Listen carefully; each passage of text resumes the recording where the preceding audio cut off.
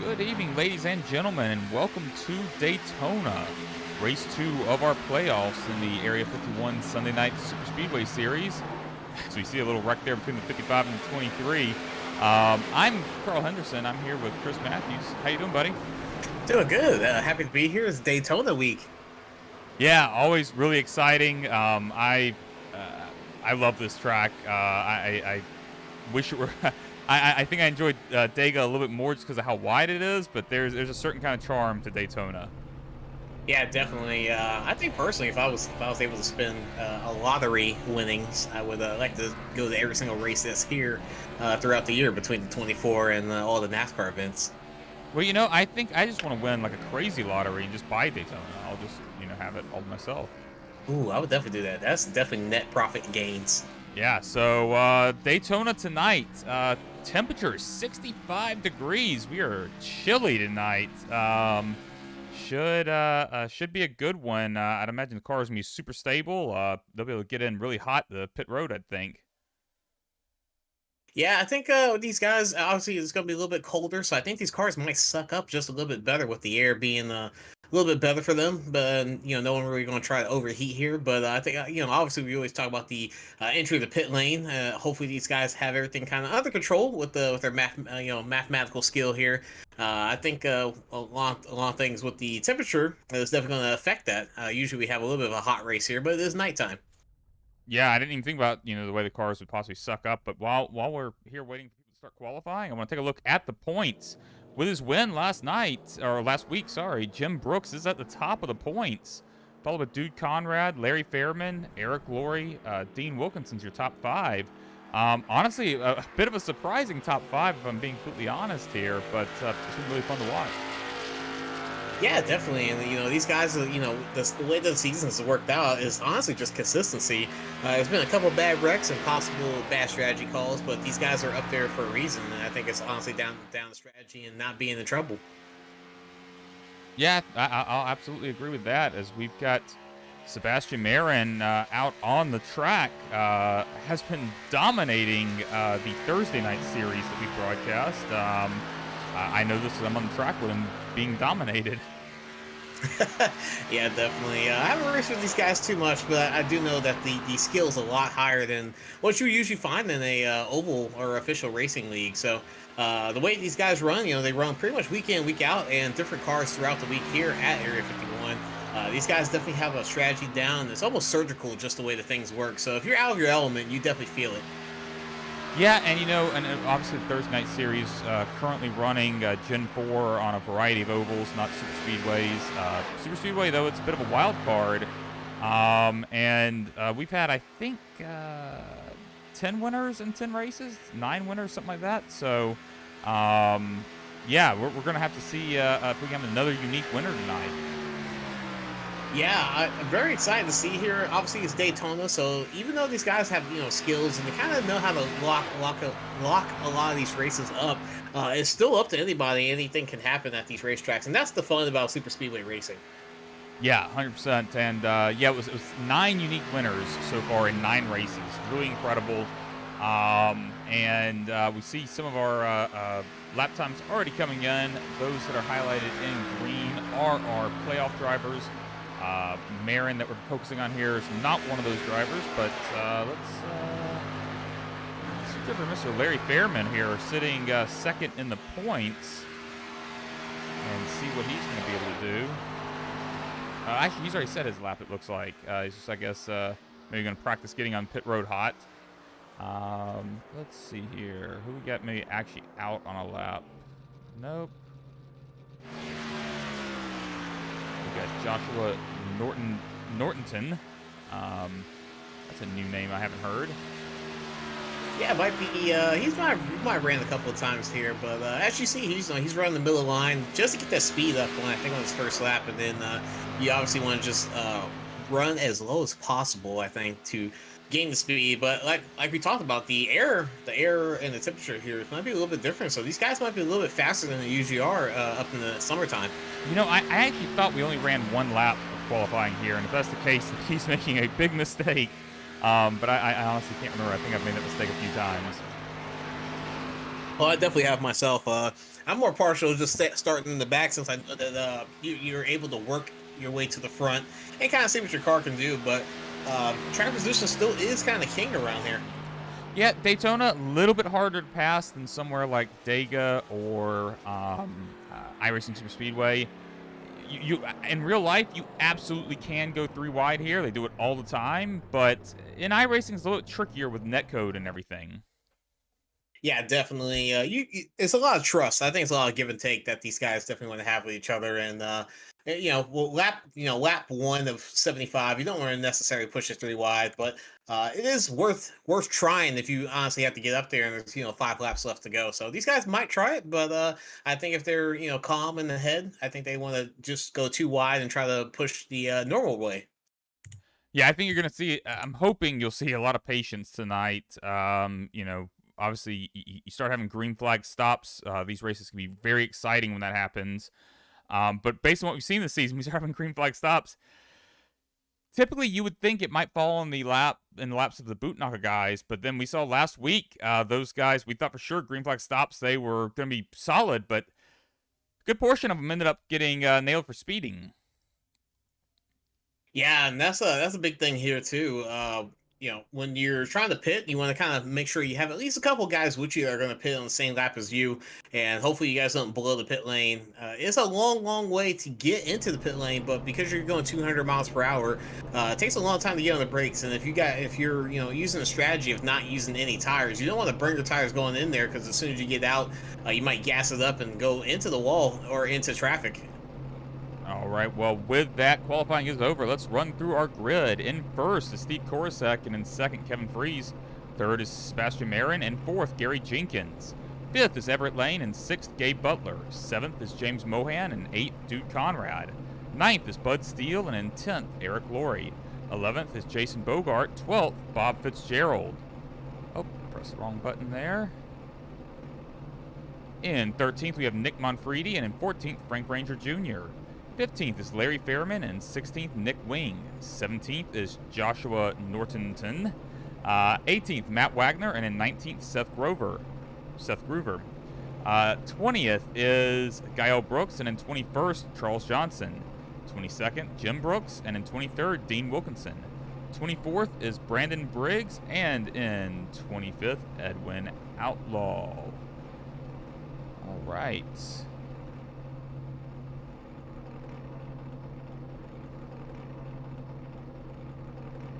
Getting ready to get started here. It's actually, are they gridded up yet? It is not letting me switch. I think they're gridding right now. They're on pit road right now. They haven't left yet. Okay, yeah, it's actually not letting me. Okay, there we go. We're in gridding now. Okay. Yes, maybe. It's being very bizarre. Like qualifying ended and then. Yeah, same formation lap. It is still not letting me change cameras. I am not sure what's going on here. Yeah, I think they're getting ready to start pulling off now. You might have to switch drivers, possibly. Yeah, I've selected multiple drivers. Sorry, folks. I'm gonna switch over to iRacing real quick and see if it'll let me change. Oh, there we go. Maybe okay. It just apparently iRacing froze up running in the background. Before we get started here, quick plug for our sponsor, 40 Racewear, makers of the ultimate sim racing shoes and custom apparel designed for sim racing by sim racers. 40 sim racing shoes are engineered to connect racers to the pedals in a way that no other racing shoe can, all the while giving you the comfort needed to complete those double and triple stunts. Visit 40racewear.com and check out the latest sim racing products that let you connect to your sim. So we are getting going here.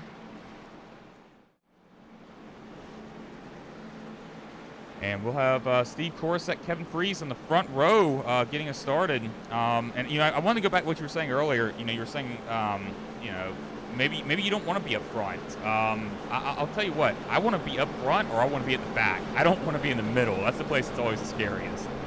Yeah, definitely. There's no place for you to go really in the middle and if you're on the bottom line because there's just honestly no place for you to go if you were to get in trouble, whether you had to check up or if you had to get around people. So being in the middle is the worst thing possible, but I think these guys, they usually can navigate through a lot of the trouble here, and we do have a third lane. I think that is an option for people, even if they do not like it. But I think it's something that people definitely have to keep in the back of their mind.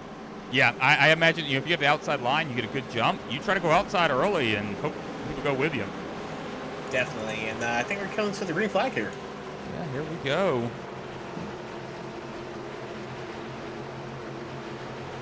Green, green, green. All right, our green flag is out. They have captured a spotter audio there. I'll try to fix that under first caution. Not sure what happened there. But yeah, Steve Korosek getting a good push there from Sebastian Marin. But that second line still hanging in tight too on the outside. Yeah, about 5 cars up top, 5 on the bottom, and then it spreads out a little bit on back. But I think the outside line, usually those guys kind of gather up and be able to beat the bottom line each time, every lap, if they come through. As you see, the top line is already gaining the momentum as they're going to end free. Yeah, I was worried that top line was going to be a little too spread out, but they definitely got organized there. And although we say that, that bottom line's holding on really strong. You expect that top line to have the advantage on the exit of the corner, which they do, but I think they may have given up a little too much on the entry that time. Yeah, definitely. And the key players here is not necessarily the cars in front. It's usually the second or third car that can kind of generate the momentum for their whole pack right now. So we're talking about the car of like the 24 of Everett Lane and I think Duke Conrad in the 88, or sorry, Gabe Butler in the 88. Those guys are probably going to be the key players right now. As we see the leader, shoot up front. Yeah, and I was going to say he has a teammate there that he just dropped in front of, but he was already in front of a teammate. So looks like they're definitely in a position now. They were already in position, but controlling that front row. And if it's a position as teammates you love to be in, you can get up there and just kind of dictate the pace of the race if you're the only people in the front. Yeah, and now that you know it, it's teammates are up front. It's kind of a blockade. This is honestly just a blockade for anyone that's not part of their team, and they're gonna have to figure out a way around that. So I think the 7 car might be a person that's on the outs right now, but right now you kind of want to just see where you kind of settle in that, see what the air temperature and how the drafting package is working on this cold night. Yeah, honestly, I'm seeing a lot of patience out of guys right now. You're seeing a few lane switches here and there, but overall, guys don't look like they're going too crazy at this point. Yeah, definitely. And you saw Gabe Butler able to suck up really, real nicely to the draft. As there a little bit of a breakup on the top line, now Steve Korosek is out of the line, 3 wide as we're coming through. So he just needs to hold this line and hopefully get back in. Yeah, that's going to be real tough up there without help. But, a little bit of a bump. He should be able to jump in here behind the 8 car there, and yeah, no problem for him. Yeah, a little bit of a shuffle there with the 24 and 25 cars. No wreck yet, but definitely some contact there. I'm gonna go back here real quick. Not terribly surprising, but Charles Johnson here at the back of the race, number 9 car there. Huge gap, but just at the fastest lap of the race there with a 45.9.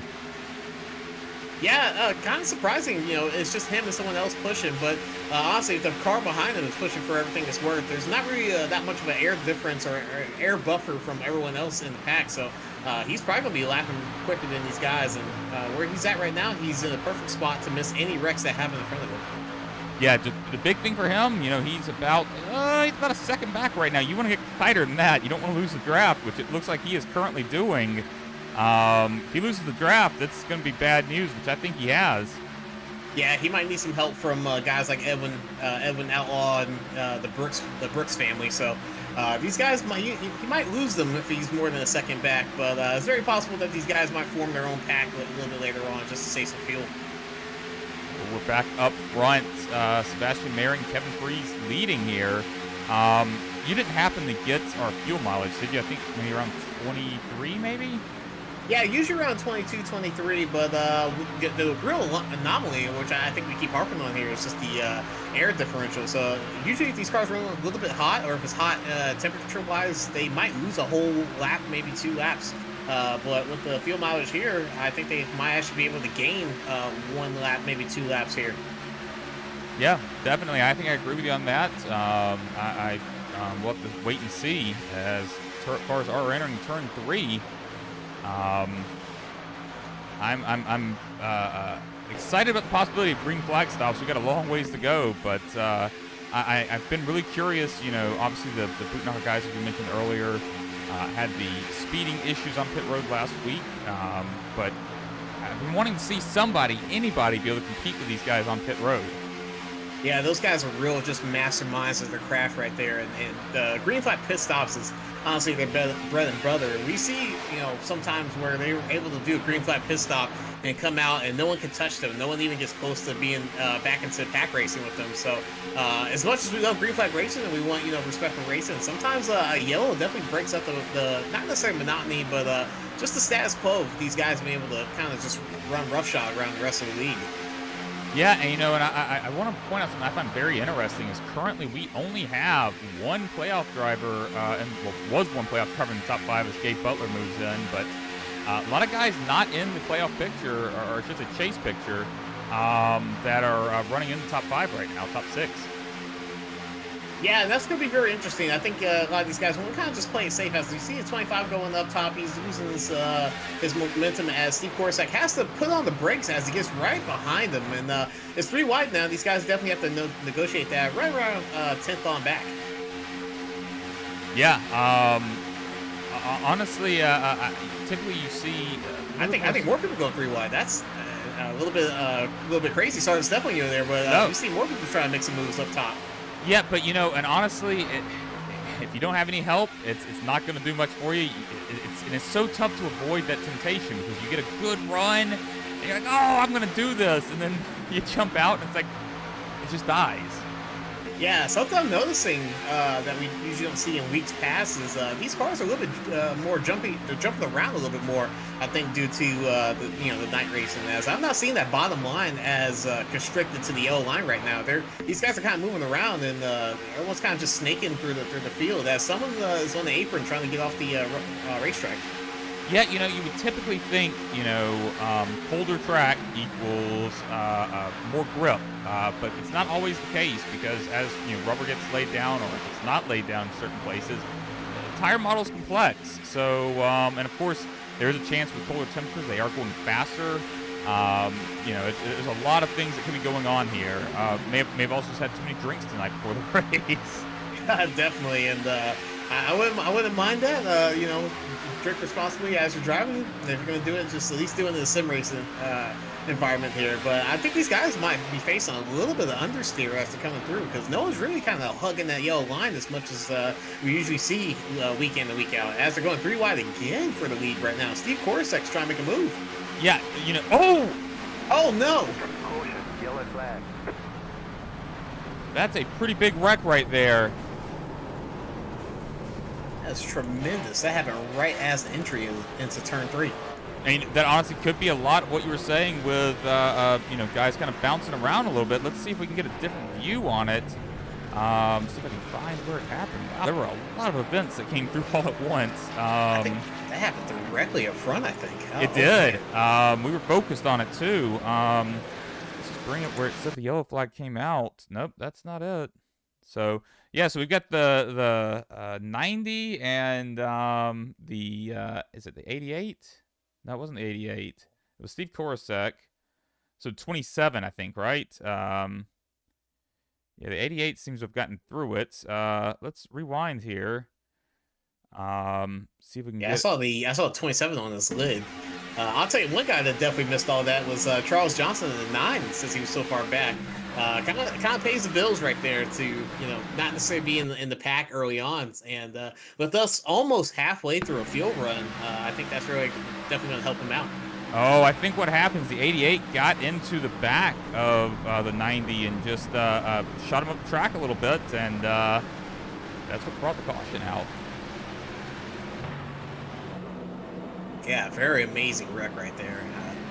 Just car kind of caught the wall and immediately slapped himself a little bit silly, going doing a helicopter dance. That was definitely insane to look at, Yeah. especially on this blip cam.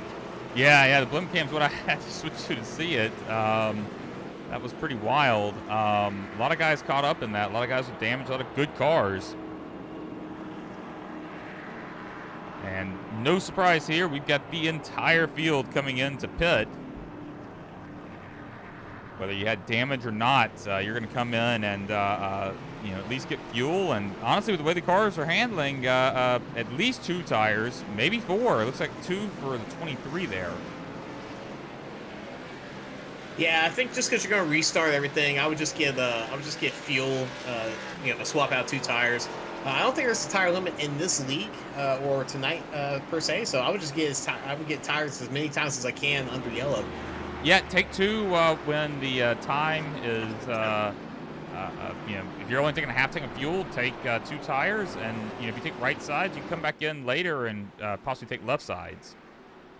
Yeah, and that's a good strategy there. That's something I never do whenever I do race. I usually get all 4, and then I just come right back in, and somehow just change the tires again. So I've burned through a couple tire sets before just doing something like that. But that is honestly the smartest way to go about pitting here. All right, we're going to take a short break. I'm going to fix the weird sputter audio coming through, and we'll be right back.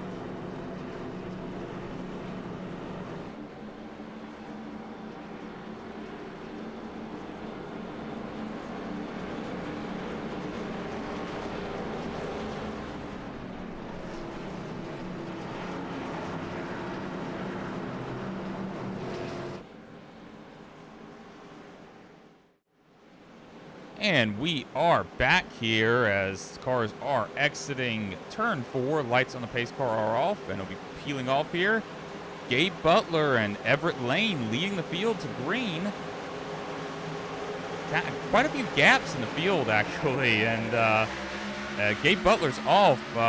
Gets a good jump over the 8 car. But for a second, I thought that 24 was going to jump down and try to take that opening, but I think he wisely stays at the top.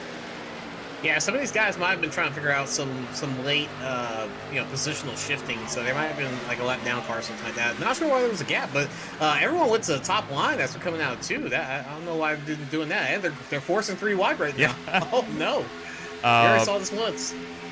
Yeah, well, and Kevin Freese is someone very good driver, but also we know is very aggressive. He's going for it, trying to get up to the front as quickly as possible here. Yeah, we already talked about some of these guys that have wrecked. They have used some of their faster pairs, I believe, if they couldn't get the car completely repaired with minimal damage. But we're going 3 wide for the lead right now. Yeah, not really something you expect at the end of the first lap after a restart. But yeah, 3 wide for the lead here, and it looks like Kevin Freese is getting a huge push from Sebastian Marin. Yeah, looking at some cars right now, looks like there are some people that are still struggling with a little bit of handling issues further on back, but keeping the action right here in 3 wide, they're bumping around too. I don't think these guys are just having the handling that they used to have.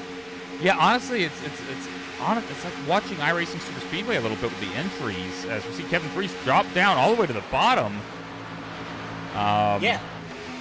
Yeah, even him, he as he dropped to the bottom, he had a little bit of a bobble just at the apex of 3 and 4. It looks like these guys are definitely having a little bit of understeering issues, and then that's just going to be a little bit more exacerbated with a lower banked drivable here.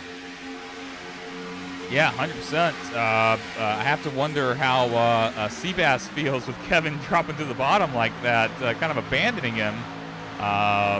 But hey, there's probably some chatter on a team chat. I'm sure they're probably good with it.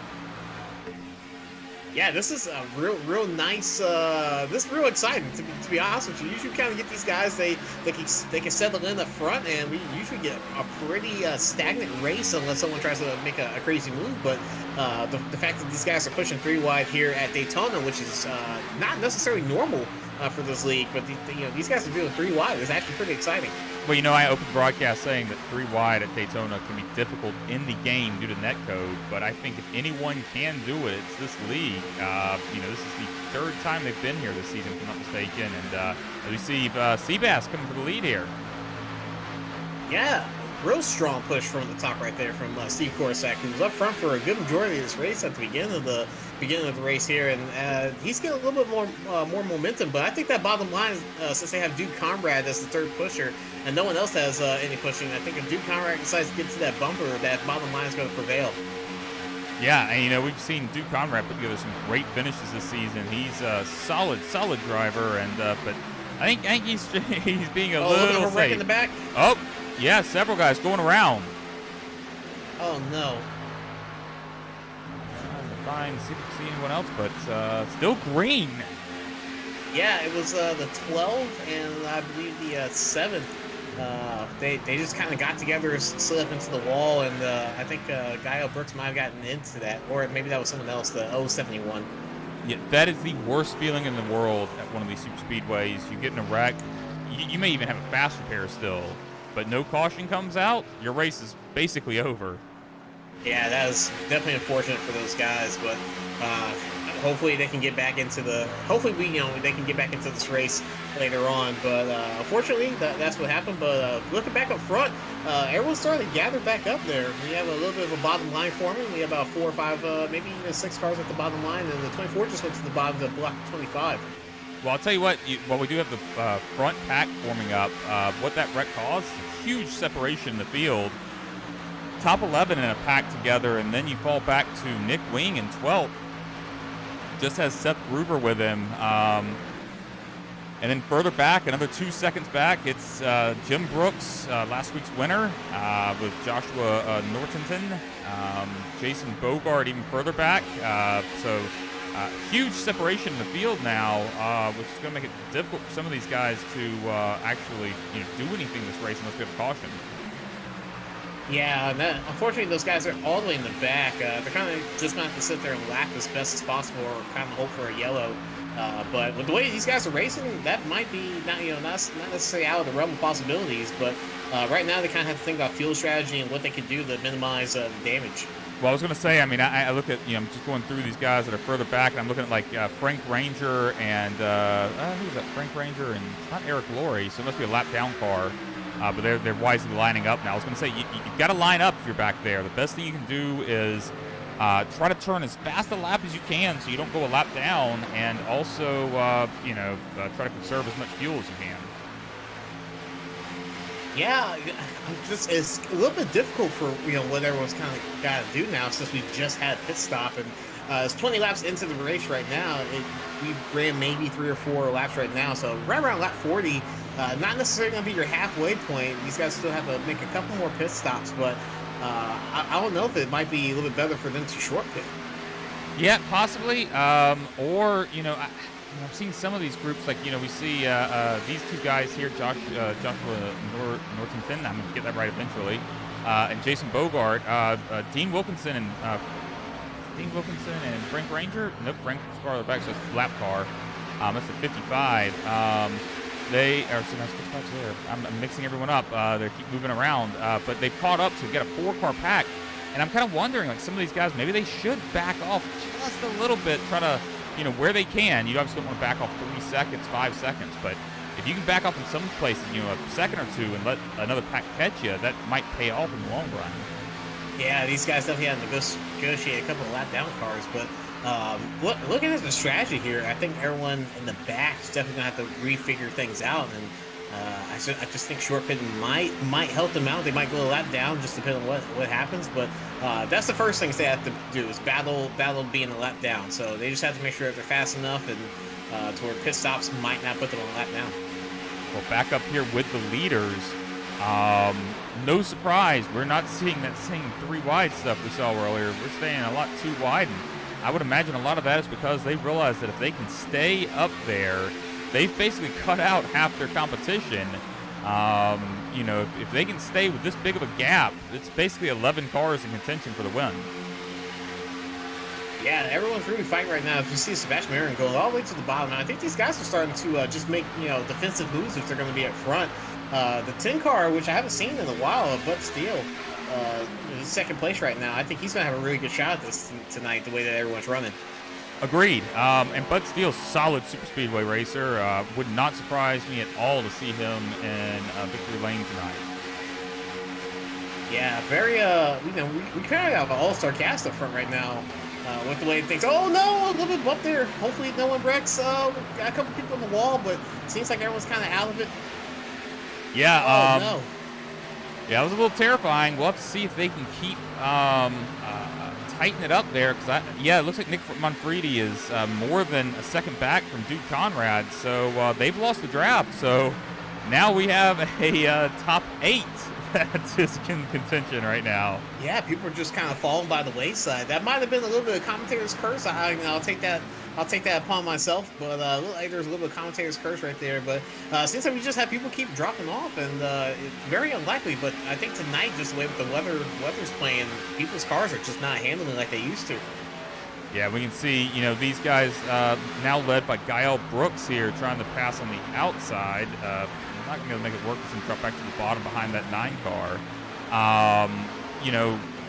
They're about 3 seconds back from the main pack now and dropping. And then the next pack behind them is 4 seconds back and gaining on them. So, honestly, that pack behind them can catch them. That might actually be the best thing that can work out for their race. Yeah, definitely. And we put it around lap 12, lap 13 for some of these guys. So, we got to kind of add 20 to that. Now, or 20 to 25 to that. Now, you should be right around our pit stop. So, we got about another 10 to 15 laps before these guys start pitting. Hopefully, the packs can kind of close up. I think the way that everyone's running, we might get our packs back. So, we have about 6 or 7 cars back in line. Yeah, I would possibly agree with that, except you look at the guys who are running in that lead pack, I'm seeing a lot of boot knocker up there, and those guys are really good on pit road, and if they can do that again, they might just pull away all on their own. Yeah, they definitely will not let anyone else kind of ruin their party right now, and they kind of have everything unlocked, so we'll see what happens with these guys, about 5th on back, and see what they want to do. They might go too wide and see what type of racing they can do again. And, honestly, with the way they've been on pit road, I said this last week, and I stand by it. I'm deciding right now what my strategy is going to be based on what they do. I'm either deciding right now I'm going to pit differently than they are. I'm going to pit early, I'm going to pit late, or I'm going to pit at the same time. I'm making that decision, and then I'm going to make that decision based on when they pit. I think if I ever had another shot at this series, I'm hitting whenever these guys up front are going to do it. Well, we've got someone out there saying that they believe Jason Bogart here always has a fan club, saying that they expect Jason Bogart to end up in victory lane in that 32. Currently sitting in 10th. Got a long ways to go, but this race is far from over. Hey, he's definitely within the shot of getting there. He's had a pretty good run so far. Besides, I think they yellow. I think a lot of people got into a wreck with that. But Jason Bogart is definitely a dude to watch right now. And hey, apparently if Bogart doesn't win, they're going to riot. So. Oh, we don't want that. A lot of nice paint schemes tonight. Look, I think we have a couple of different ones. Look like some people have some special ones going on this week. I'll tell you, I always try to run special schemes at night because they pop. They look really great at night. Yeah, talking about Jason Bogart, he has a Flex Seal. That's a classic paint scheme. That definitely takes me back a couple of years. Well, I'm looking back up here at the leaders. They've gone single file, and that is not at all surprising. First of all, you got a whole lot of teammates up there. But second, I mean, again, kind of going with what I was saying earlier, like you can pull away even more from these guys in the second pack. If this is a race where it's, if this style of racing is sort of playing roulette, you've increased your odds. You've removed the number of spaces on that wheel. So, if you can make the field smaller, essentially, you've got a real, much better shot. 1 out of 8 chance if you're running in this top 8. Yeah, and I'm looking at some of these guys that are not necessarily in this main pack right now. Some guys like Charles Johnson, Guy Brooks, and Bob Fitzgerald. Those guys right now, I would almost just try to tackle on the same pit cycle that the guys up front, especially the bootlegger guys, are going to be. If you can get any sort of advantage to stay with the front pack, I think you have to take and do what they're going to do. Yeah, I agree, and I especially think because the reason I would consider going not on the bootlegger strategy would be because, pit road entries would be a little treacherous when you have a lot of people. But these guys are far enough back that they should be able to come in and not have to change their entry due to anybody in the front pack. So, yeah, I think I would probably hitch my fortunes to them as well and just hope that I can just have some sort of incredible pit stop that can make up, let's see how many seconds we're looking at, something like 6 seconds or so. Yeah, looking at what these guys are doing right now, not sure if everyone's getting ready to start having their pit strategies, but I think I see a lot of guys kind of just wiggling down the track just to let their people behind them know that they're getting ready to start pitting here soon. Well, yeah, and that's not surprising at all because, I mean, the last thing you want to do is wait too long, get stuck up top. Everyone ends up running their fuel dry, and you can't get down, so you're like, okay, well, I guess I just have to drop to the back. So as soon as you see an opening, a good 5-10 laps before you're planning on doing your pit stop, you got to try. If you see an opening, take it. Yeah, slotting in is definitely the best way to go. Another thing, if I ever have enough teammates, we will try to kind of talk to each other about who, where exactly on the pit road that they have the pit stalls. Yeah, some people that are all the way down the exit of pit road, and some people all the way down the entry of pit road. So you kind of want to make sure that you're not going to run to the back of somebody that has to brake as soon as they get across that line and turn to the left. Yeah, I've run that before with teammates, and also, you want to make sure you're staggering when you enter pit road because different people will brake at different points. Green flag stops are genuinely one of the most stressful things in this game, especially at a super speedway. Yeah, if you haven't practiced any pit stops during the little practice sessions, or even when you do your qualifying session, when you have to do it live, you might not be ready for it. So these guys definitely have to learn how to get on that left pedal or that middle pedal right there, and then hope for the best as they're coming in. Yeah, we'll have to see. I think I agree with you. I think we're coming up on them pretty quickly now. Can't be too far away. Yeah, it looks like everyone's kind of settling down. We don't really see too many people kind of making the move. You see Matt Wagner just getting a little bit offset, but I think he's going to stay right behind 24. But looking at what these guys are doing, I think everyone's pretty much just waiting for the pit window to open. Yep, agreed. And I'll tell you what, I'm seeing a lot of cars with quite a bit of damage out there too, even in this front pack. And of course, it's rear end damage going to have less of an effect, but definitely could interfere with your aero, make you a little bit slower. Could also possibly affect handling. So something to keep an eye on there.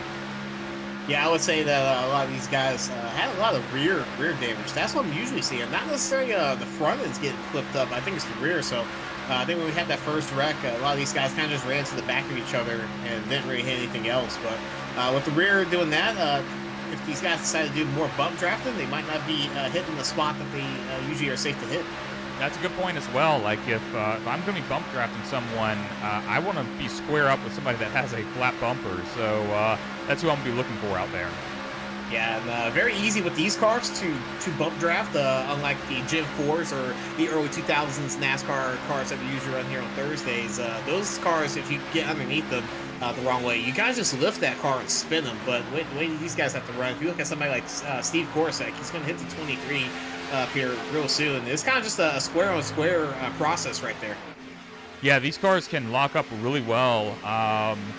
And honestly, that's the best way to move through the field. Like you look at the next gen Cup car, and there's a lot of side drafting you can do and all of that. But these cars, really, if you want to move forward, the best way you can do it is to get right on someone's bumper. You know, you got to keep an eye on. Oh, here we go. We got pitting happening. Yep, the 23, a little bit braking a little bit earlier. These guys are sideways right now. A little bit of slipping as we come to the line. I don't know if we got any penalties right there. We look like everyone got in pretty safely. Yeah, that was stressful right there. Oh, man. I hold my breath a lot. I know I was talking through that, but I was definitely holding my breath at the same aspect. That was very crazy. You see these guys slide all the time. As we see the first pack come in, I don't know who all stayed out. Look like a couple guys stayed out right now. Look like Brandon Briggs stayed out. Yeah, I'm gonna. It's gonna be interesting to see how that works out for him. Because he's the only one that stayed out from that lead pack. But the only person he's got helping him right now is a lap down car, Matt Wagner, who's not even really on his bumper. So that could cost him some time. Yeah, I was gonna say I think you need to pit as soon as possible and hope you can lock back up with these guys. Yeah, I think he just got caught off guard because he was in that line in the front pack. I think he just got caught off guard when everyone was doing it and didn't see how many people were going to stay out. So, fortunate for him, he's probably going to be running around by himself for a good bit of time unless someone else comes to pits with him. But you know, he led a lap here. Yeah, and you know, honestly, it is impressive. You know, this top 8 or will be top 8 once they get around Brandon Briggs, who's on pit road. It's impressive how they have stayed together. Like usually you see some guys that just had an awful stop, but I don't think we saw any of that. I'm looking through. I think, yeah, everyone from that group. We'll have to see if Brandon Briggs can connect back with them, but our original top 8 before is still intact. Yeah, we saw Gabe Butler. He got out in front of everybody, so he had a really great pit stop. But with him being out by himself for maybe even half a second out in front of the rest of his lead, they kind of chewed him up, and now they put him back right back in 4th place. Yeah, but still in it. I mean, you're 4th place at a track like this. You're still sitting pretty right now. Oh yeah, that was just kind of showing the effects of being out too far in front of a pack. So even if there's a wreck on the last lap, and say you're 2 seconds ahead of people at the start of the lap, you might not be able to make it back around and stay 1st place. So you don't want to get too far out in front. That's why you want to have somebody pushing right behind you. I'll tell you what, I'm taking a look here. Brandon Briggs, he did have a worse pit stop than the guys in that top 8 original pack. About a 36-second versus 35s, 34s. And yet, he's 4 seconds back now. So while he lost a second on pit road, I think the rest of that time was lost going around without the draft. Yeah, that's a very crucial step right there. So he's still 8th place. He's still within the top 10. He has nobody really behind him except Eric Gorder, who I think is a little bit slow right now just because he got into a wreck. But he's kind of going to have to go solo dolo right now by himself. So hopefully he can get back or have somebody help him soon enough. Yeah, and I think you look at guys like Seth Gruber, really this pack right here, Seth Gruber, Jim Brooks, Matt Wagner, these guys lined up. They might be able to catch him, and of course that means Briggs is going to have people competing with him for 8th, but really his best shot to try to maintain the gap to the leaders. Yeah, we see these boot knocker guys. This is what they specialize in. They are able to all pit, come in, not get any penalties, stay the same, get out faster than anyone else on this track right now. Anyone else that's trying to team up. And the way that they kind of do this, we have this gap right now. It might be even more expanded the next time we have to pit. Well, the big difference we have this time, though, is someone is with them, and that is Mr. Bud Steele in that 10 car. Otherwise, I believe the entire top 7, other than Bud Steele, they're boot knocker. Yeah, I think so. So, yeah, this is the first time I think we've really seen someone match their pit times. Yeah, and Bud's definitely the outlier here. We're definitely gonna have to see what he can do. I think he has a good shot, but obviously it takes a little bit of teamwork. Someone's gonna have to push you to this win, or these guys are all gonna have to wreck and you get lucky. So sure enough for Bud right now, he's kind of the outlier here. So we'll see what happens. Yeah, and I'm not trying to say this is an insult to the boot knocker guys because they're running their races, but we've seen that they will, I'm not going to say, it's not team orders. Team orders isn't the right way to say it, but they will do whatever they can to help a teammate win, even if it means that they're, finishing second. Obviously they're going to race out there when there are opportunities, but they're not going to risk messing up a teammate's race in order to try to get themselves in victory lane. So what I'm saying by that is you're not necessarily going to see with Bud Steele here someone, if he jumps out, someone may just jump in to take his place instead of jumping out with it. Yeah, Bud has very limited options to be able to get around the 2 cars that are in front of him to win this race, and I think that's where it's going to come down to is if he can make such a run by himself where these guys don't kind of slot in right behind him. As you see the 88 drop back, I think he's just going to try to get these guys to get pushed forward a little bit right now. So that's the thing with racing with your team is you can almost just dominate with two, 3, maybe even 4 cars like it is right now. So Bud's a man against the army right now. Yeah, if I'm Bud Steele right now, and we're still a long ways from finish, but if it's going to stay like it is, what I'm looking to do is I'm going to stay tucked in behind those top 2 as long as I can.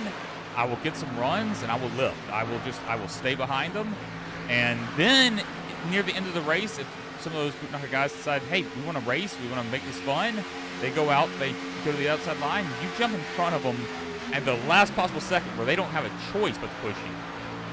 Yeah, definitely, and we're just looking at what these guys are doing right now. They're kind of just just playing the pace game right now, as we see the 25 and the 88. I think they're just pushing each other, just trying to keep this pack going as much as possible. These guys are they're spread out. They're not necessarily pushing each other as hard as possible, but I think they're lapping faster than the rest of the packs behind them.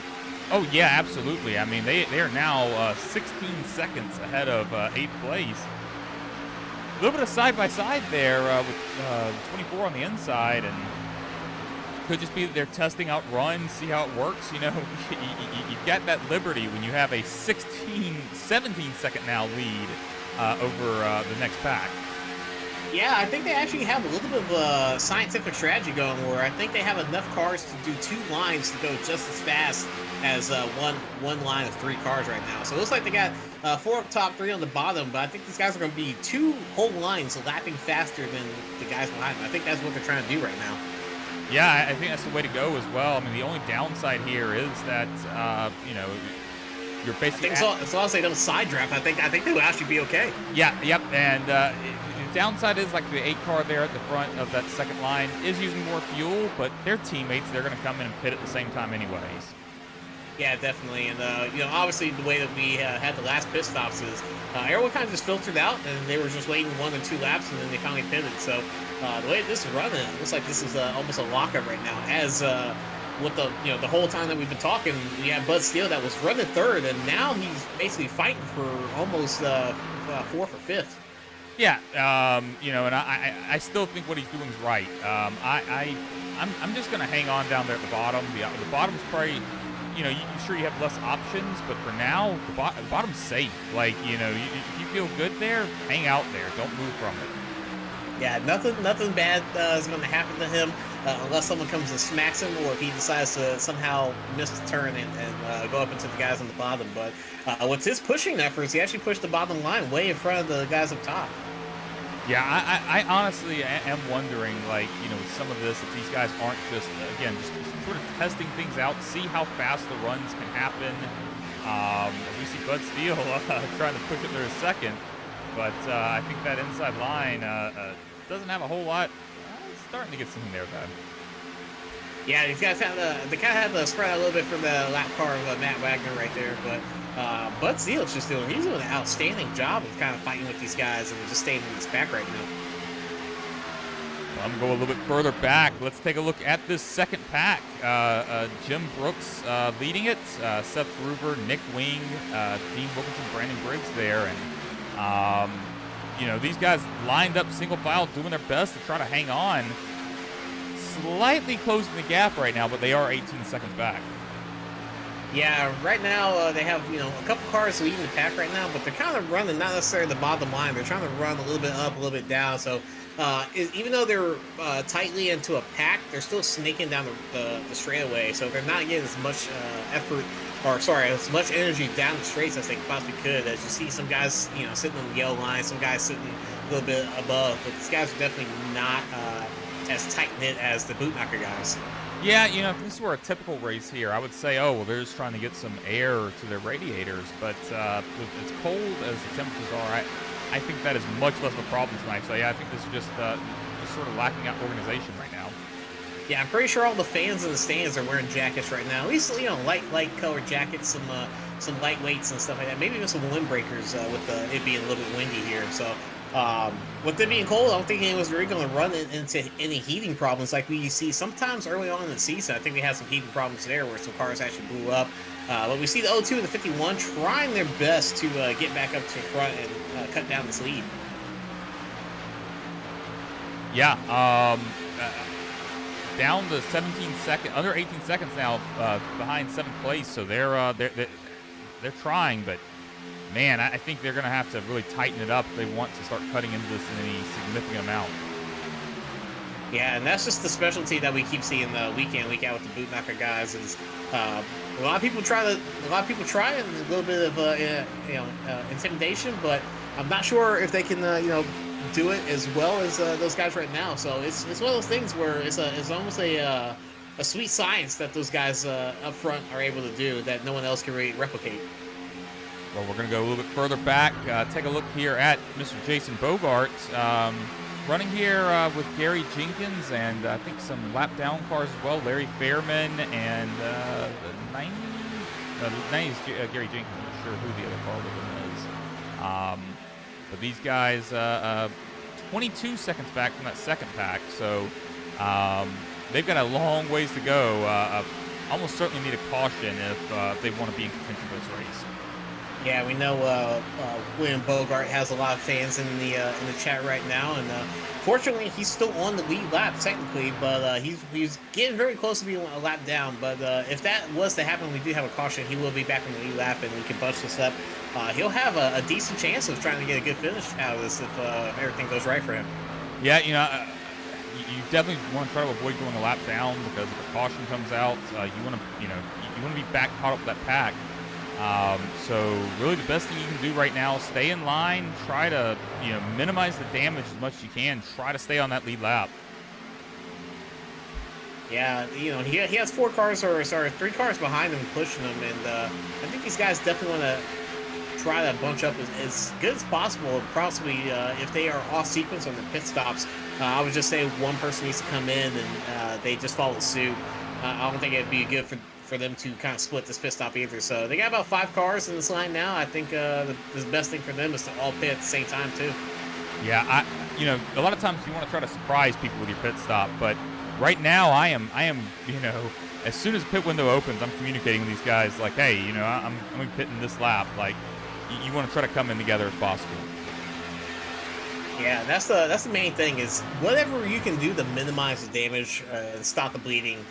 Being somewhere like 14, 15, 16 like these guys are right now, you have no chance of getting in front. Where I think the leaders just came across the line going into turn 1, while the rest of these guys are going into turn 3 right now. So that's the gap. It's a 2-mile track, and that's something that you kind of have to take notice of.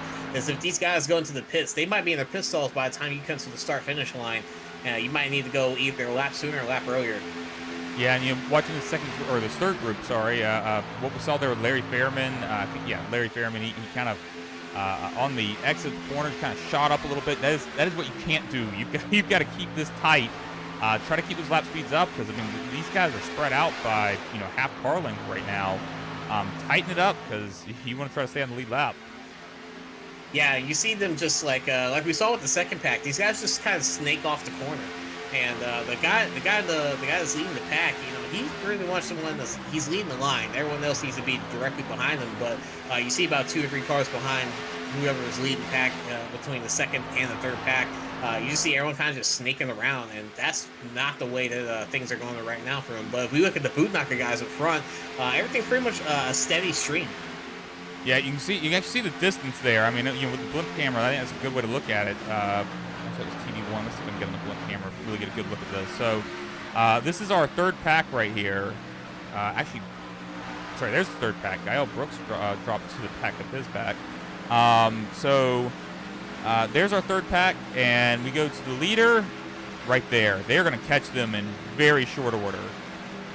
Yeah, so definitely a cat and mouse game right now. But if you guys are looking, if the viewers are looking up at the track map right there, you have a pretty good picture of how this is going over the course of the time in the last 5 or so laps. So you're getting ready to see one pack turn, or you're getting ready to see one small pack turn and one big pack here as these guys are getting ready to lap.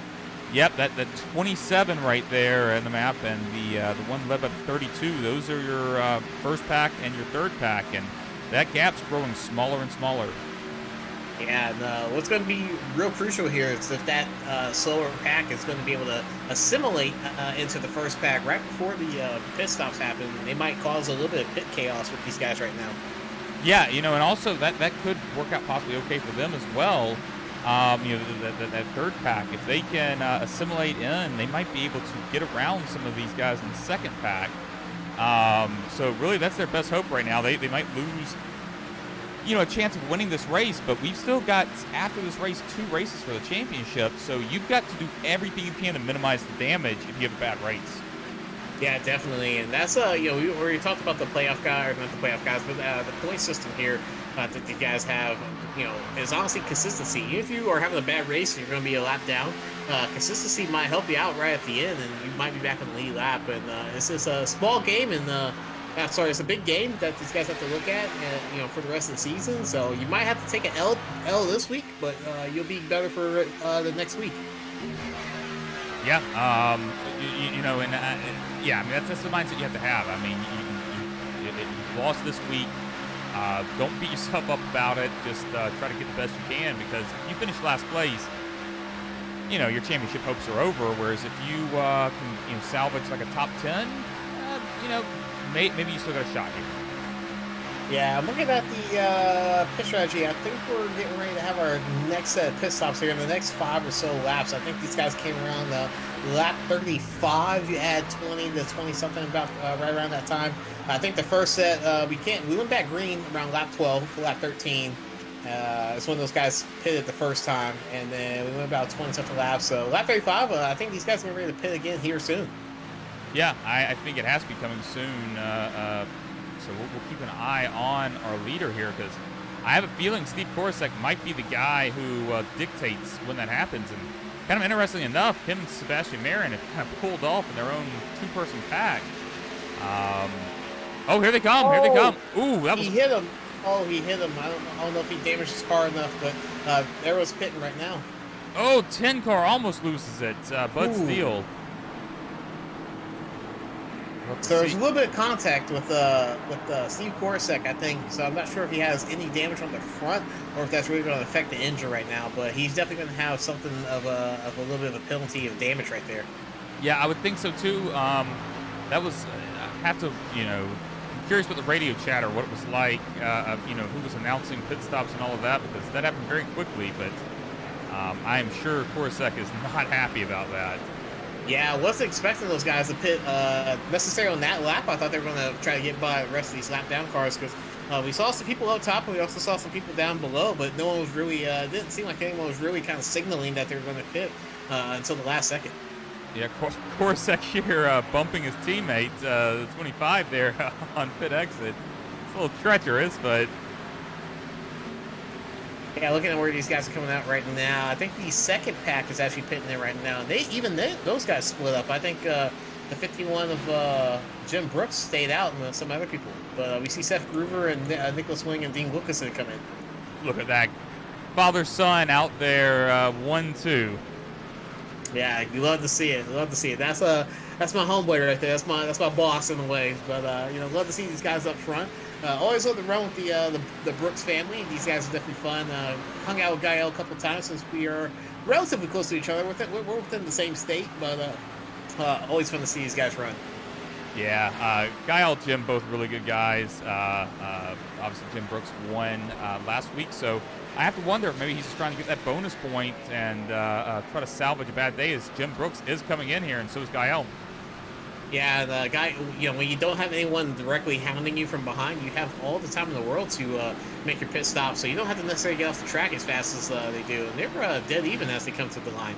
Yeah. So going back to our original lead pack, Kevin Freese leading them. You still got that basically Bootnaka top group, but Bud Steele, honestly, I was scared with that pit entry that maybe either he lost too much time or that he was speeding, but he's still with these guys. He is not out of this. Yeah, and I think the car that they'll catch is Larry Fairman, so I think the Brooks family is going to be able to catch Larry Fairman if he slows up a little bit. But look at the rest of these guys. It's a big pack again. It's not just the Bootnaka guys. It's a bit of a larger pack, but yeah, of course... I see the 10. Actually, this is pretty much just the same group. I thought there was a couple more outliers there, but it does seem to be like Buzz is definitely back alone again in the front. Yeah, and now they do have that's Matt Wagner there, who's a lap down. Might be able to hang on to this draft.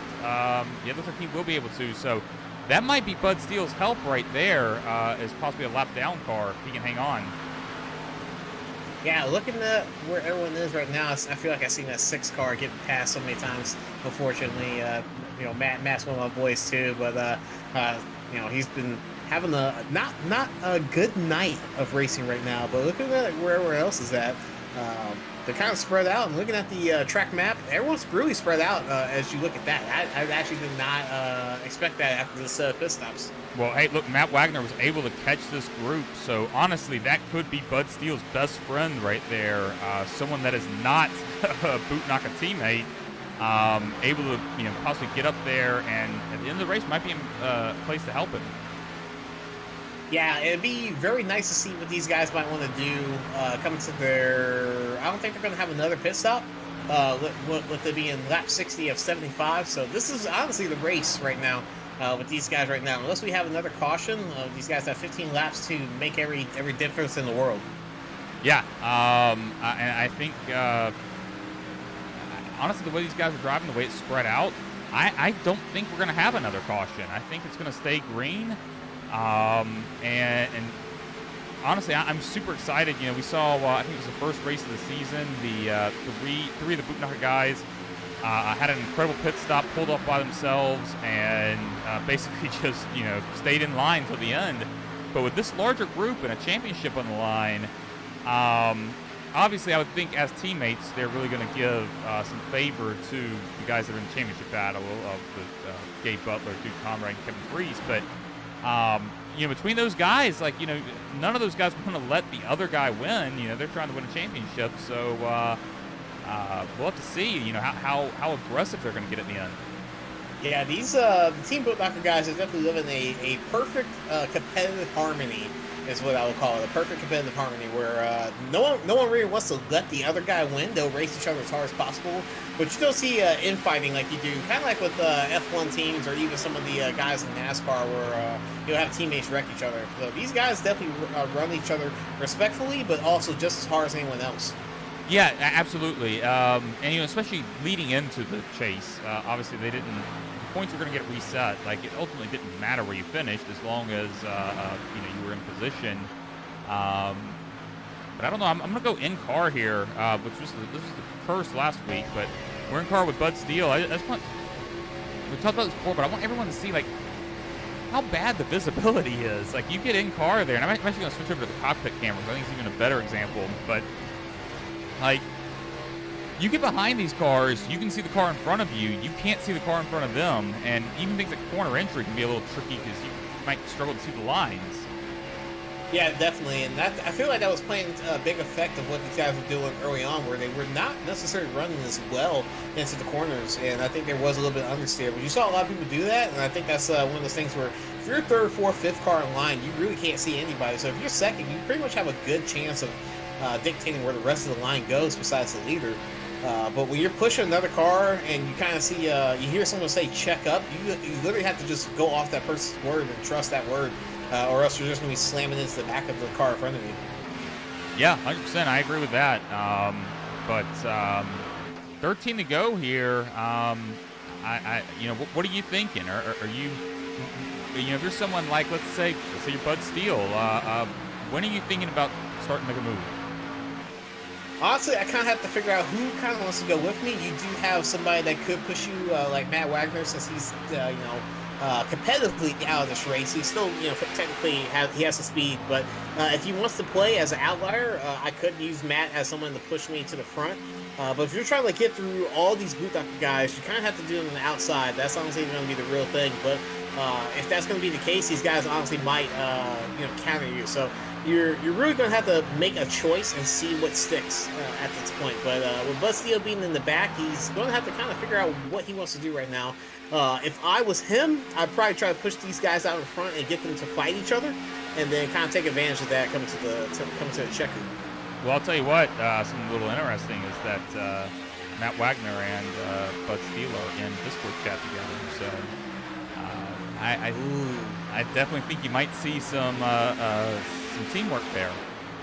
Yeah, you see Matt kind of he's not necessarily in the fight right now, but he is sticking with the pack. He's probably just building his time, waiting for Bud Steele to give him the green light to push him to the lead. But we saw it once before. These guys definitely tried to go 3 wide, and I think Matt might try to help these guys out right now. Yeah, and I think that's if you're in the position that Matt's in right now, like, obviously you want to try to get the best finish you can, but I think also, there's something to be said, even if you're a lap down, about like pushing someone, across the line. Like that's still a victory somewhere. So, and then it also, in Matt's mind right now, he's thinking like, look, I'm showing I can run with these guys. Like I may be a lap down, but I've got the pace to run with them. Yeah, definitely, and it's kind of a self battle, something more centric and personal. But if you're able to push that car to the line, that almost feels just as good as winning right there, especially if you're out of the race, because you had a shot. And the fact that you had a shot, you just had something unlucky happen, like a wreck or a bad pit stop. You kind of want those personal wins, and for Matt, I think that's going to help him out throughout the rest of the season if he's able to do that for Bud Steele. Yeah, I'm looking through wins right now, who's won, and if we want to get another new winner, we're going to need someone like Kevin Freese, Everett Lane. I think Steve Korsek's won. Yeah, he did. Oh, a lot of shuffling there. Okay, yeah, everything's good. I got a little bit, I was on a different window. I got a little startled there when I saw all the timing scoring shuffle up, but a lot of these guys up here are in position to either get a first win, but you also got a lot of guys that would be a repeat winner as well. Yeah, it's going to be a little difficult, I think, for Everett Lane and Kevin Freese, since they're on different sides of the racing line right now. These guys, they're both second in their respective lines, but if either one of them wants to win, I think they got to kind of work together and make a move, a little bit of a selfish move to get around the guy that's in front of them. Yeah, and Gabe Butler is someone who we know for a fact is very good at super speedway racing. As they're navigating around the lap car here, and no issues so far. But Gabe didn't get his first win this season until a few weeks ago at Atlanta, right before the 4th of July break. So Gabe running up front right now. He's got a shot to be the first repeat winner this season. Yeah, that's crazy. That's crazy to think about, because last year Gabe Butler made me do 50 push-ups, because that's how many races he won in a row last year. And I made that bet. I'll probably never make that bet again if that man gets on another hot streak like that. So knowing him from the last couple of seasons of racing, that man's definitely be able to get on fire. He's very streaky, as I like to say. He gets on. If he gets a couple wins, so no telling when he's going to start losing. Yeah, I agree with that 100%. I've been on track with him. I know how it goes. He's the guy, other than teammates, he's the guy that I'm looking to stack up behind at the end of the race. He always seems to find a way to get up front. Yeah, looking at the field now, we have the 909, the 6, and the 10 all lined up right behind. So these guys might decide to throw a coup and try to help Bud Steele get this win here. I don't know if this is Nick Wing, but I see a Nick in their team channel as well. So, It's all developing here. We got the scoop. We got the breaking news right now. So yeah, it looks like these guys are getting ready to start setting up and trying to help out Bud Steele, possibly. Just looking at what everything's going, and we might see some 3 wide here in the next couple laps as we're about 5 to go. Yeah, but I was saying earlier that Bud should stay anchored to the bottom, but that was a different scenario. He had no help. He was up a few more rows. Where he's at right now, I think he is in good position, because what's going to happen, being where he's at, if he goes 3rd row, outside line, and those guys behind him come with him, that's going to leave that current outside line with just 2 drivers. So they're going to drop back, and that's going to, potentially just give them an opportunity to have a huge run and try to get to the front of this race. And they don't have to clear like the 6, the 909. They're not in contention for this race win, so they don't have to try to get the whole pack to clear or anything. If they can just get Bud up in front of Gabe Butler, then he can get this lead. Yeah, we saw Bud almost want to go down to the bottom, but I think it's going to be smart for him to stay right where he's at right now. And if possible, I would push the 24 and the 8 to where the 8 wants to come down and block Gabe Butler there. That way you only have 1 car to get around on the outside. And if you kind of make him fall back and anchor back, you're able to get these 2 guys behind you to push you, and you start the next outside line, if that makes sense to you guys out there. Yeah, I think it makes sense, and I agree with you not wanting to get stuck on the bottom. I had a good race at a super speedway. I guess it was last season here, maybe Thursday night. I can't remember. I was following my strategy of anchoring to Gabe Butler, and I was on the bottom. But when time came, people were making moves, and I had nowhere to go. I was just stuck at the bottom, and that's incredibly frustrating. But if I'm in Bud's seat right now, stay where you're at. You can make that 3rd line work. If you can get a huge run, what I would do if I'm Bud is coming up on the last lap, I would, leading up to that, I would drag my brakes just a little bit, try to form a little bit of a gap between you and the 24, get a huge run, form that 3rd line, and then who knows what's going to happen. Definitely. Area 51 chat, if you guys are still here, let us know what you think or who you think is going to win this race, as we're coming about 2 to 3 to go right now. And if anyone says Jason Bogart's going to win this race at this point, I would love to see it. But I would love to see it. He's got a tough battle ahead of him right now. So I'm curious, if anybody thinks Jason Bogart's going to win, that'd be great. But if anybody else has any other ideas who might win, I'd love to hear about it. Yeah, it looks like the Bootknockers are starting to play. I think they got caught on to Bud Steele's plan right there as they dropped the 8 and the 24 a little bit back. But it looks like these guys are starting to fight back again. But that leaves the 25 a really good chance. He had a really good chance to almost come back out and be on that 2nd line as a leader. But we'll see right here as it's about 2 more to go. Yeah, several championship guys in the mix here. That Gabe Butler, Duke Conrad, Kevin Freese, Bud Steele. I think he's going for it. There he goes. 2 cars on the outside, 3 cars in the middle, 3 cars on the bottom, 4 cars in the middle now as they're leaving the guys on the bottom. We'll see what happens here as we come around this corner. Oh, a little bit of a wreck. Oh, no, Bud Steele, he's hanging in there. Oh, he's out. Oh, no. Well, that was a great attempt, I think. I don't think that had anything to do necessarily with Bud Steele, just a lot of congestion there. But that's why 3 wide at Daytona is definitely difficult. Yeah, no doubt. Let's see if we can get a better look at this. Try right here. Yeah, I think that might have been on Bud a little bit. Man. He dropped. I'm not sure if it was because of the push. Trying to take a look here. It might have been a little bit from the push from the 6, but definitely came down. Oh yeah, I think that's what happened. I think maybe they blocked bumpers a little bit. kind of glanced him, pulled him down, and then it just went from there. Yeah, he definitely had a shot. He was out in front. If this was the the last yellow of the race right there, he had his car out in front. Unfortunately, he just kind of tagged the guy in the middle, and calamity kind of ensued at that point. But he almost got away from that. He barely got tapped, and we see. I think everyone pretty much got wrecked from that, even the 88.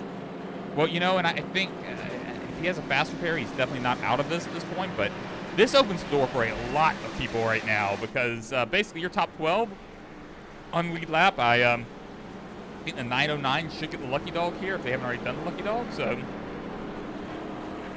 yeah, I think I'm trying to think of the last car on the lead lap. I think is. Ooh, I don't even know. Actually, I gotta look at the standings here. 909's pitting, so he yeah, I'm gonna guess he might have had damage, might not have had a choice. I'm not sure if he was caught up in that or not, but and actually, yeah, if he was caught up in it, then he wouldn't have been eligible for lucky dog anyways. So we'll have to see if there is going to be a lucky dog here. But yeah, I mean, we've got quite a few people still in it. And honestly, it's wise, even if you don't have damage. I mean, obviously, guys like Bud Steele coming to pit had to do that. Had damage, took his fast repair. He's still in this thing. But like, I'm looking at someone like Jim Brooks, who, you were running a little bit further back. Come in, take you some tires. It's not going to make you any faster. Taking tires here is not going to make you any faster, but it might give you a little bit more maneuverability that will open up more options. Yeah, and if you were on the lead lap and the rest of the people in front of you pitted, it's almost worth it if you just never came in to get the track position, because I think that's going to be a little bit more important here. But here, just like Area 51, this is the channel of Green White Checkered TV. We will have Green White Checkered. Yeah, and honestly, how do you know how many attempts we have at Green White Checkered? I believe the board has 3 on the board. Okay, so I think we might use more than one because you're gonna have quite a few guys here who, again, for a championship, like let's see who's on the lead lap here, who will be in contention here. I mean, you've got both of the Brooks, Bud Steele back there. Brandon Briggs, Jason Bogart got the lucky dog. So there we go. That 32 car, I may have spoken too soon. He's got a shot at this, honestly. I mean, and he's a championship driver as well. So your top 13 right now, all championship drivers and all in contention right now. I'm going for it if I'm one of them. I'm just going to be completely honest. Like, I might make some enemies out there, but you got to try. Yeah, these guys have a very good shot, a great shot, actually, to, they struggle for a good majority of the race, and now they have a great shot to come in and actually steal a win from these boot knocker guys. We see several of the boot knocker guys actually pitting here. I didn't think they were caught up in it, but Dude Conrad, Everett Lane in. Not sure. Maybe they had a little bit of damage. Maybe they had come in and taken not taking a fast repair, and now they're just finishing up repairs. I think that's probably what's happening because Dude Conrad's still sitting there. Yeah, I think he already used his fast repair, so he might have to get the pit crew out to get some hammers, some saws, some screws, some tape, and stuff like that to repair that car. But all you need to do is make it at least 2 laps around here, at least get to the white flag, and then your race is over and you can retire the car. Yeah, the last thing you want to do is go a lap down at this point. Just try your best to get the car around. As long as you're not meatballed, bring it out. Try to get what you can. But I'll tell you what, I think we're, lights and pace car are off. I think we're about to have a wild finish here. Yeah, man, I couldn't even tell you who might win this the way that this is going right now. And now that everything's kind of reset, everyone really has a chance, and I think we might see 3 wide again, once again, coming to the white flag here. I'm not sure if we might get, I don't know if we will even get to the white flag, just the way that everything's going to stack up here. Yeah, honestly, and I don't believe 4 wide can work here, but it wouldn't surprise me to see some guys try it with this much on the line. Yeah, I don't think anyone's really going to do it now. Maybe for a championship, they would definitely try to send it. But 3 wide right now is, obviously each time we've had 3 wide for the lead, we've ended up in a wreck, and unfortunately that's just been the case of things right now. But as we go green right now, hopefully we can try to get to the white, see what happens. That top line had no help out there further up, but the bottom line very disorganized as well. So we'll have to see who's going to pay off for us. We see that bottom line now shaping up really well. Yeah, everyone's kind of stacked up. I'm looking at guys like Dean Wilkinson in 4th in line. He's going to probably need to figure out a way to get around these guys. As I see Bud Steele still making an effort right now on the outside line. And we see guys like the Brooks family. I see Gael on the bottom as well. Yeah, Jim Brooks right here. If he can have a top 5, he is going to be strongly in championship contention, in my opinion. But the thing he needs to do here is not wreck out. As we are coming around the tri-oval for the white flag, we'll have one more to go. The next flag is going to end the race. Man, I don't know. I feel like if I was Gael in that 71, I would have came up and tried to have my dad push me. But now these guys are side by side. It's almost anyone's game right here coming to the back stretch. I think we're going to have a lot of 3 wide action getting ready to happen. I think the O2 is going to pull out. Yeah, I was going to say, I thought Bud went too early last time, but right now is when I'm looking to go. Yeah, these guys, pretty even Stevens look like Noah's really trying to take the risk right now. That's kind of pretty amazing to me. But as we're coming to 3 and 4, the last couple of corners, it's just like everyone's going to be pretty steady. You're going to be a 25 or the 88 unless someone decides to pull out. Yeah, no, it looked like everyone's just kind of content with where they are, but now we're seeing a little bit of shuffling. But it's not going to be enough. 25, Kevin Freese wins the race. We have our 10th different winner in 10 races. Wow. I'm going to double check that, because that's his first race win of the season. That is incredible. Kevin Freese is your winner. Incredible. And honestly, this worked out great for Kevin Freese, Gabe Butler, because they are the only 2 championship drivers in the top 5. So that should help them out in the points. That was great for him. No real insanity happening at the end. He was able to just cruise along on the outside, and he had all the pushers right there. So great win for Kevin Freese. Yeah, I'm not going to lie, that was genuinely shocking that everything was so calm there at the end. I think, maybe guys just didn't want to end their championship hopes tonight by wrecking. So, be a little conservative and, like you said, wait for the championship race. And as soon as the results are here, I'll pull them up and we'll run through them. Still waiting on them to be posted. It's taking its sweet time. There we go. And our race winner, as mentioned, Kevin Freese. And in 2nd, Gabe Butler. 3rd is Sebastian Marin. And 4th, Seth Gruber. 5th is Steve Korosek. And in 6th, Kyle Brooks. 7th, Dean Wilkinson. And in 8th, Jim Brooks. 9th, Bud Steele. And in 10th, Brandon Briggs. 11th, William Bogart. And in 12th, Dude Conrad. 13th is Gary Jenkins. And 14th, Everett Lane. 15th, Larry Fairman. And in 16th, Charles Johnson. 17th is Frank Ranger Jr. And in 18th, Nick Wing. 19th, Matt Wagner. And in 20th, Eric Laurie. 21st is Nick Monfredi. And in 22nd, Bob Fitzgerald. 23rd is Joshua Nortonson. And 24th, James Mohan. And in 25th, we have Edwin Outlaw. So with that, let's go ahead and bring up our 3rd place finisher, Sebastian Marin.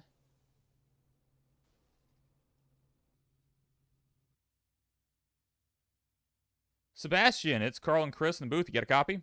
Yes, sir. I got you. Hey, man, that was a pretty good finish for you there. Running with you on Thursday nights, I'm kind of used to you just running away and finishing first all the time.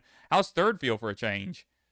I mean, it feels good. I don't run full time here, so I was just helping out the guys that were in the playoffs. So I was committed to staying with Kevin there. If I was running full time and stuff like that, I probably would have made a move, try be a bit more selfish. But again, not running full time, so just helping out the guys that are in it. And I got a P3 out of it. To be honest, I didn't think we were gonna win that race considering how much damage Kevin had compared to Gabe, but we still did a good job and came out third, and Kevin came out the victor. So.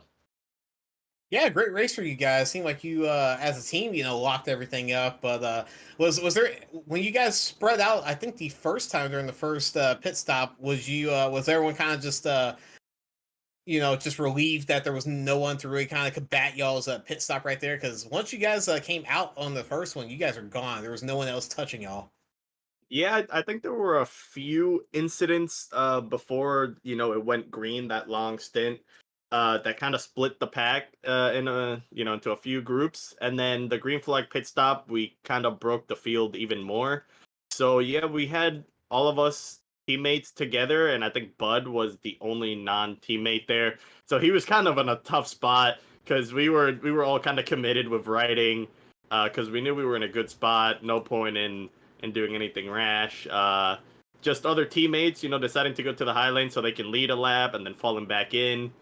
And yeah, it was looking good. Unfortunately, we had that late caution that I think took out a few of the other teammates. But things happen. At least as a team, we still got a 1, 2, 3, 4. So couldn't ask for anything better than that. So not too bad. Well, I want to ask you, because it's something I'm constantly curious about. But when you have a team that, like you said, finishes top 4, what's the team chat like? Like, how are you guys deciding where you're going to position with each other? Because I'm imagining it's not just like every man for himself. Oh man, if you heard our chat, you wouldn't think we were in a race at all. We were just laughing, cracking jokes, just talking about different things. We were just relaxing, having a good time, not even thinking about the race. The only time we really talked strategy was when we were coming to the pits. When were we gonna pit? What line we were gonna stay in whenever we pitted, so we didn't run into each other. And when to change lines when people were hot to give space, stuff like that. But besides that, it was just talking about things, life, funny stories, having a great time.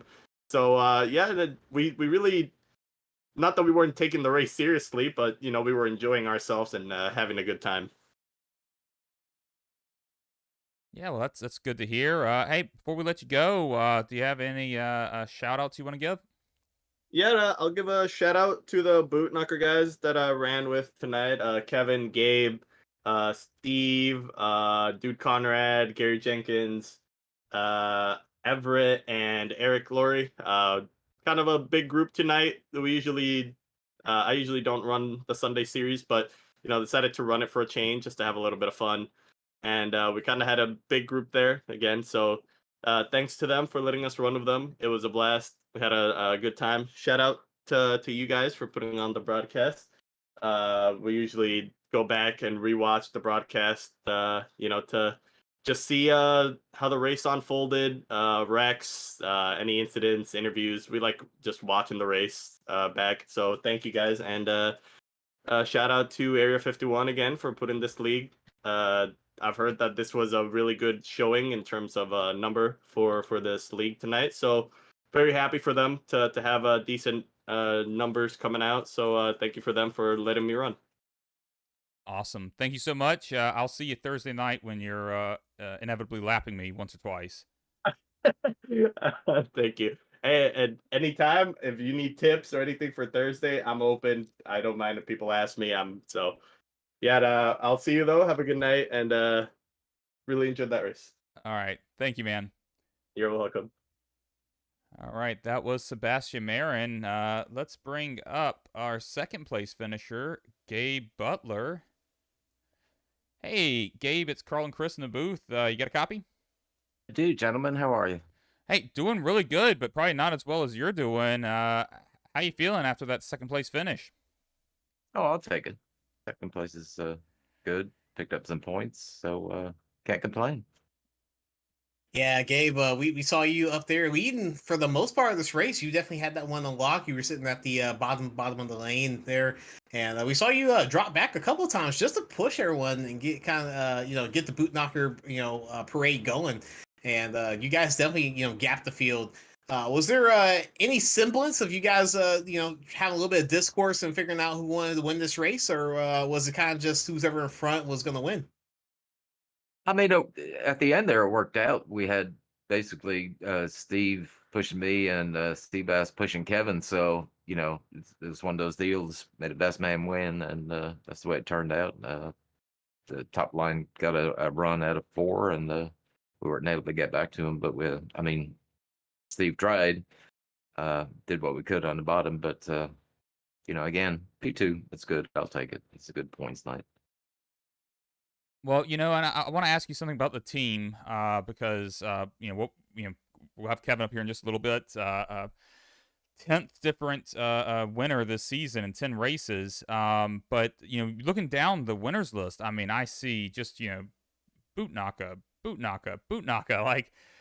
And all unique winners. I mean, what do you think it says about the team? And obviously, super speedway racing is to a degree. I'm not gonna say a wild card, but there is a little bit of luck involved. But we've seen with you put together incredible runs and consistently finish well. But the entire team's finishing well. What do you think it says about the team? I mean, it says a lot about the team. There's no egos, and the guys are unselfish, and if they have a teammate in front of them, they'll push the heck out of them and try and get them up there and get a win. So I mean, I guess that's the key. Just everybody gets on really well. We have fun doing it, and just trying to enjoy yourselves. And when you can do that, the results will come.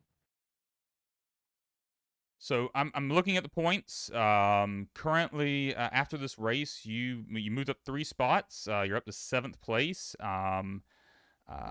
Only 10 spots back from the lead. 2 races to go. What's your strategy? Whoever's in front of me, just wrecked them for the next 2 races. And well, that's not a bad idea. Yeah. No, just try and stay clean as best as I can, and hopefully can get a push and try and knock out a couple of wins out of it and see what happens. But again, if it's a teammate in front of me, championship or no championship, I'll just try and push them to the win. So we'll see what happens. Well, it's great talking to you. Do you have any shout outs before we let you go? Shout out to you guys for doing the broadcast on Sunday nights. It's always a blast going back and looking at this and seeing your analysis on it. It's always spot on. And of course, Area 51 for putting this on. I don't know how many years in a row this is, but it's always a blast racing here. It's one of the better leagues out there. And of course, the teammates, great group of guys to run with, and always enjoy it, and really look forward to it. And you'd be lost without them. So there you go. All right. Well, we'll send you back down to your team. Great finish tonight, and it was great talking to you. May get a chance to talk to you again next week. Thanks, guys. All right. That was Gabe Butler. And how about we bring up our winner, Mr. Kevin Freeze? Hey, Kevin, it's Carl and Chris in the booth. You got a copy? Yeah, how you guys doing tonight? Hey, man. Honestly, I'm surprised it's been this long talking to you after a win. But you're a 10th different winner in 10 races. How's it feel? Pretty good. Tonight was probably the night that I least expected it to happen with the front end damage that I had there from that final incident. I was shocked. I told Seabass, who was pushing me, I'm like, you're going to be pushing a brick, but I don't know how this is going to go. And I honestly expected that the inside line would just absolutely train through us, but somehow he did a great job pushing me, and then we were able to hold on there. I was pretty surprised, and I'm pretty happy about it. Can't lie.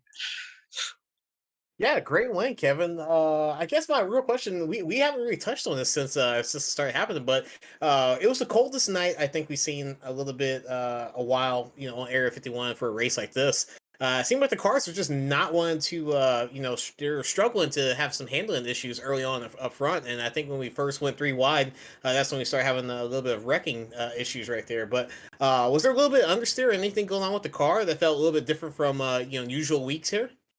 It's a lot with the Xfinity car itself. It's very sensitive. If you're not perfectly lined up, it becomes really difficult to stay lined up. And once they just get a little out of going straight and staying in that perfect line. When you're trying to regroup it, it just feels like a bathtub going back and forth. So the person who's leading the line is just chasing it the whole time. And I also found that the setup just had a little bit of it was a little loose off the corners where you could feel like the rear end kick out, especially as a pushing car. You could feel it the most. So I think that was a lot to do with it. Not so much like poor handling. It was different from what we're used to. I and Daytona also is more of a handling track than we'll see at Talladega and ISS. So looking at the points right now that were just updated, you're sitting tied for the lead. You're up 7 spots, but you're tied with Jim Brooks here, last week's winner. I'm going to ask you the same thing I asked your teammate Gabe Butler. What's your strategy over the next 2 races to try to win a championship?